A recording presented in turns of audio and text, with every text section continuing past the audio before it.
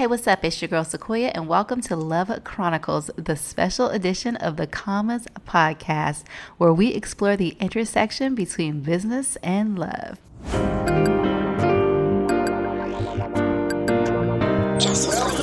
Welcome to Commas. Commas is all things tech. You see culture and technology coming together. Life hacks. The practicality right now in the inefficiency of the internet of buying and selling stuff is extraordinary. Entrepreneurship advice. I think the first thing is you got to understand your business inside out. Love and tech. I've almost reduced dating to kind of this very momentary snap of a person. It's going to be a fire show. I've yet to see something these days that's truly differentiated. New advice and new inspiration every show. This really is about the next generation of creators going faster, further than we did. Now let's start stacking them commas. We're here with Alfred Edmond Jr. from Black Enterprise, and I am Sequoia, and I am super excited to be talking to you, Alfred, because you've had a long-standing relationship, right? Tell us a little bit about what happened in the beginning to your transition to now. With as regard to relationships? Yeah. You mean my third marriage? Yeah. Okay, so I've been married 3 times. And you learn something with every marriage. Now let me say, nobody gets married to get divorced. My first marriage, the big lesson was I had to learn not to differ between loving and judging. I'm still really great friends with the mother of my 3 older children. We're very close. We never stopped being close, but it was over time. We got married young. I was 27, she was 26. Okay. So, it's like different stages of my life when I got married, and you were at different stages of maturity. So that was in my late 20s, and I can look back and say that while we loved each other, and I can only speak for myself, I never try to speak for the other person, I still put being judgmental over being loving, meaning there were things that you can't love and judge at the same time. I'm a man of faith, I'm a Christian. You can judge or you can love, you can't do both. And if you can't be with the person that you love without judging them, if you really are like, no, you should do this and you should do that. If you don't do this, you don't do that, you're not a good person. Or you're not a good person to me. You're failing me in some way. Then you may love them and you shouldn't marry them. And so when I look back on the decisions we made as young people, I think about the ways I would do things now with the benefit of new understandings. I don't know if it would have turned out any different, but I think I would have been a better husband. I think I always said I was much better father than I was a husband.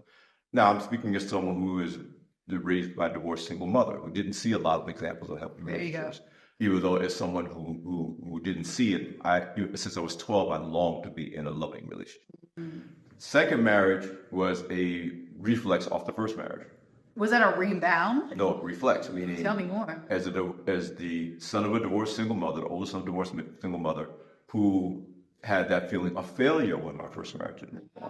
Then it was guilt-driven. And I was like, I need to find a relationship so my kids can see me in a healthy relationship. Got married way too fast.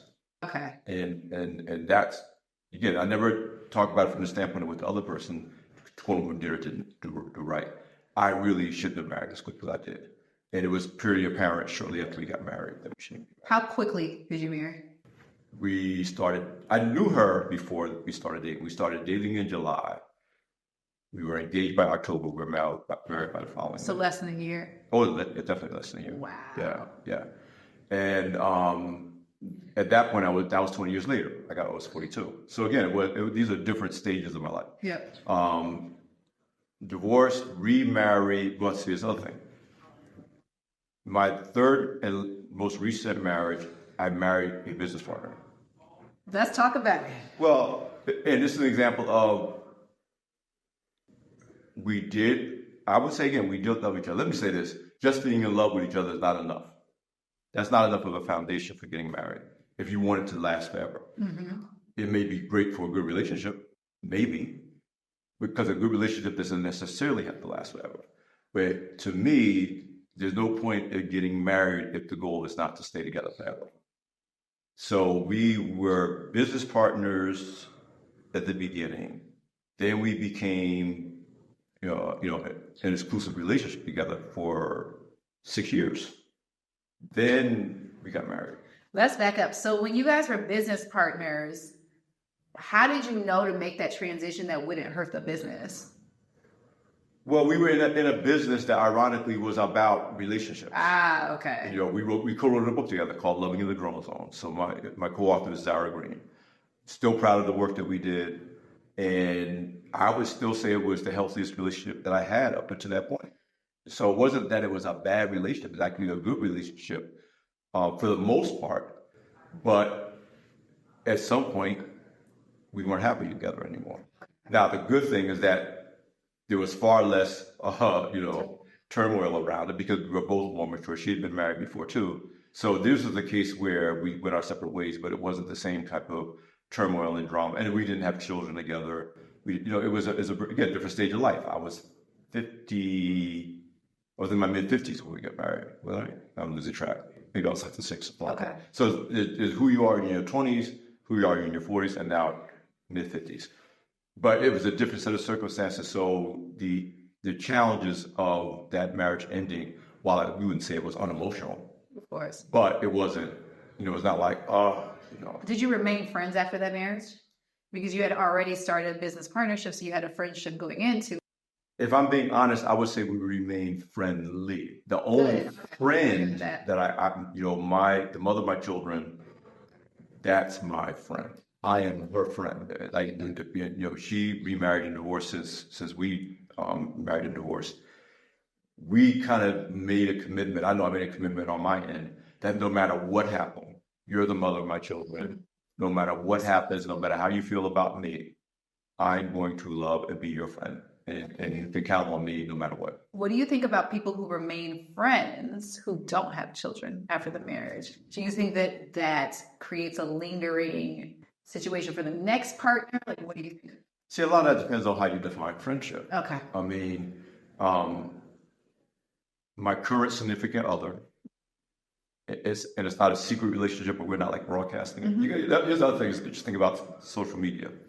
Because my third marriage happened in the age of social media, my previous two marriages didn't. And because my third wife and I were co-authors and business partners together before we got married, that was a public relationship. Okay. in terms of the social way. That was different from every previous relationship and maybe different from every relationship I have on it going forward. But what I would say is my friendship with my first wife, like you said, was in part because we had the co-parent. Okay. I think if you're going to be friends with someone you've divorced, you have to figure out what is the foundation of that friendship if it's not the form of marriage. That's good. If you really can legitimately be friends, here's how you know you can legitimately be friends with them. That you can both be open and honest about having been married in the past, and whoever else comes in your life can legitimately not be threatened by that friendship. And if they can't be, then, in my opinion, if my current significant other said, "Listen, I can't deal with you being friends with your ex. You can't be my friend." I mean, no hard feelings, no. But that relationship is over. And your friendship, my friendship with you, can't be to the degree of intimacy of just because we were married or we were former lovers or whatever. And so, some of this stuff, I don't know if you can have hard and fast rules. Yep. But I think you got to decide what is the value to the degree that you're divorced and that marriage is over, which means that relationship is over. Again, it depends on how you move forward with your life. But I would not have the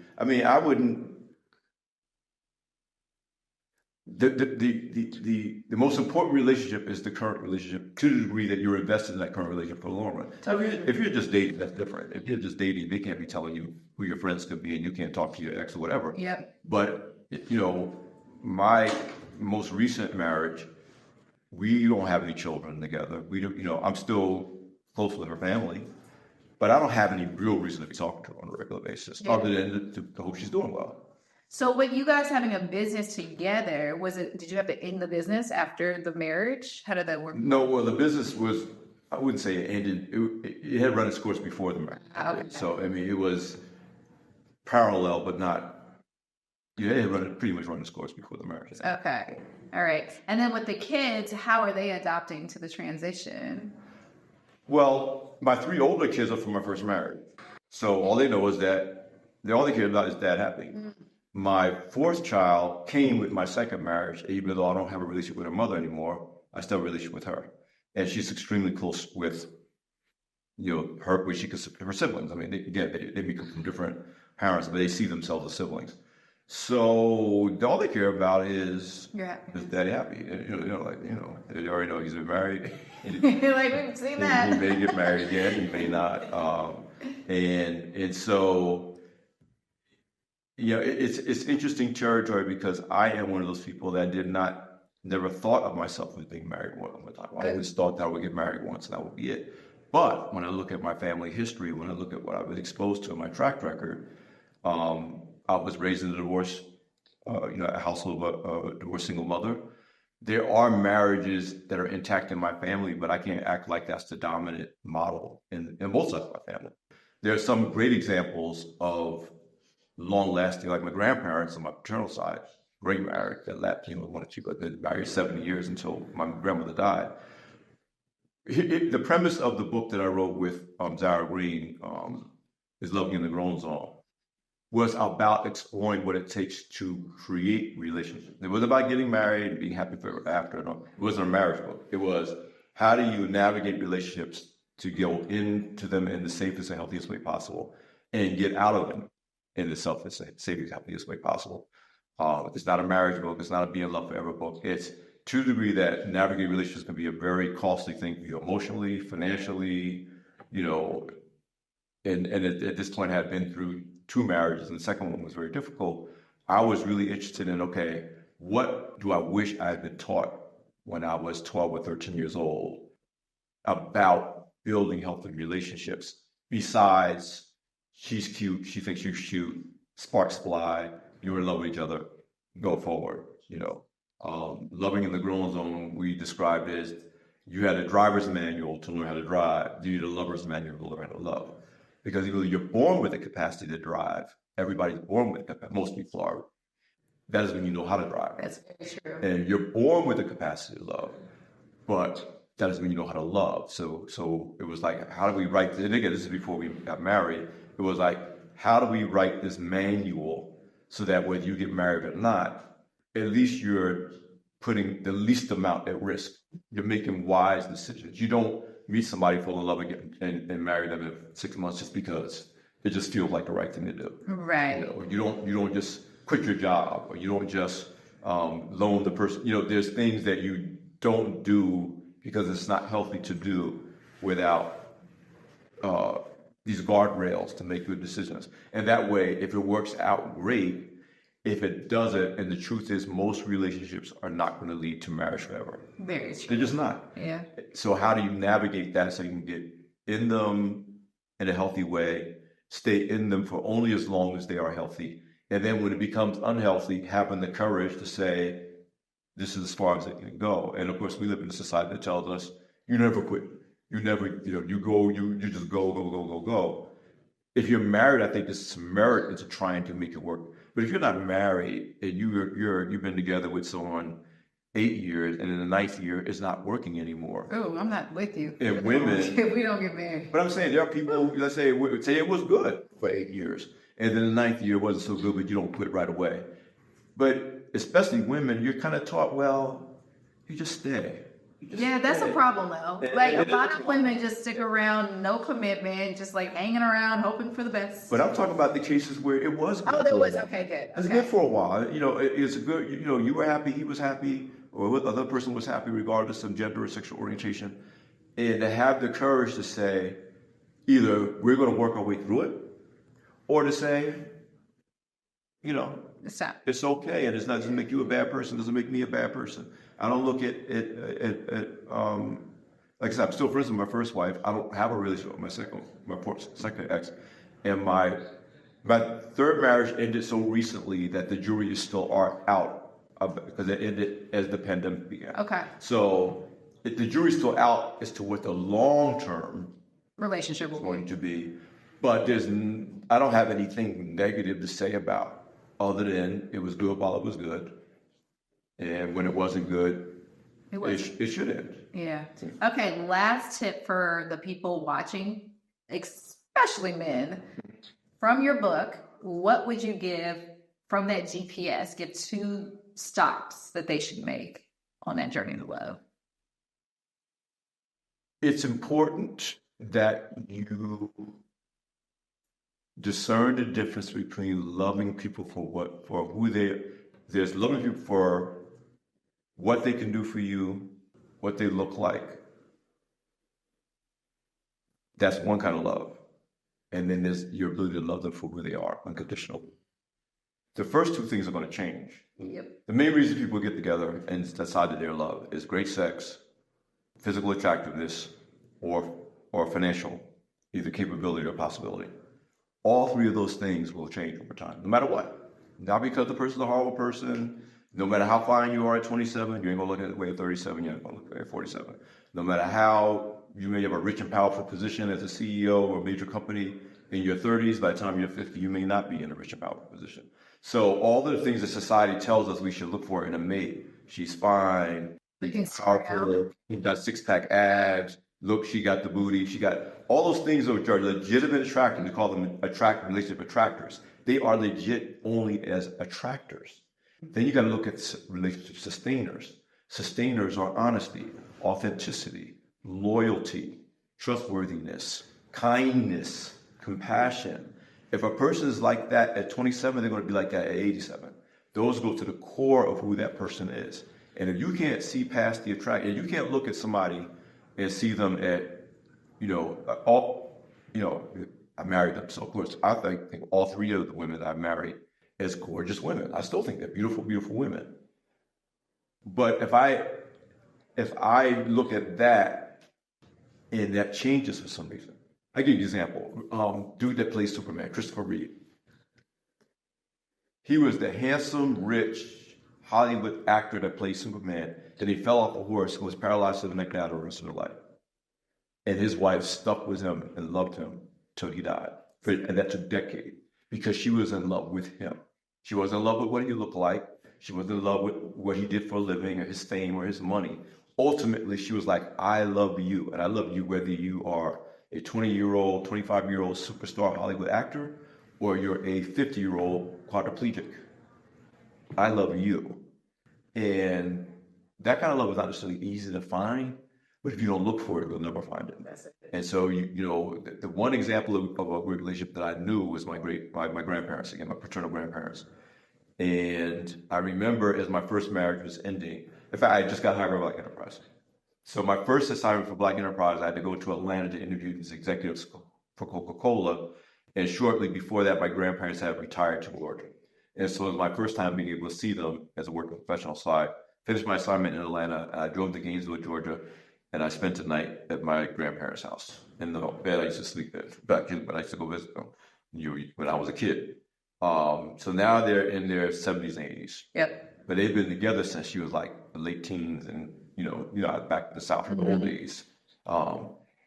And I remember sleeping and wake up in the middle of the night.